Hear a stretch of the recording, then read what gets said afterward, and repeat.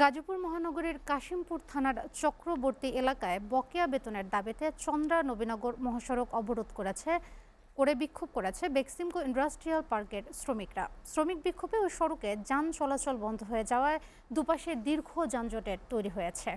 সকাল 8:30 থেকে শ্রমিকরা জড়ো হয়ে চন্দ্রা নবীনগর মহাসড়ক অবরোধ করে। পরিস্থিতি নিয়ন্ত্রণে আইন শৃঙ্খলা বাহিনীর সদস্যরা কাজ করছেন। কারখানার শ্রমিক ও শিল্প পুলিশ জানায়, গাজীপুর মহানগরের সরব এলাকায় বেক্সিমকো ইন্ডাস্ট্রিয়াল পার্কের বেশ কয়েকটি শিল্প প্রতিষ্ঠান রয়েছে। বৈষম্য বিরোধী ছাত্র জনতার অভ্যুত্থানের পর গত কয়েক মাস ধরে শ্রমিকরা প্রতি মাসে বেতন সহ বিভিন্ন দাবিতে আন্দোলন করে আসছে। মেট্রোপলিটন পুলিশের কোনাবাড়ি জোনের ওসি সুবীর কুমার সাহা জানান, সকাল থেকে শ্রমিকেরা সড়ক অবরোধ শুরু করে। তাদেরকে বুঝিয়ে মহাসড়ক থেকে সরানোর চেষ্টা করা হচ্ছে।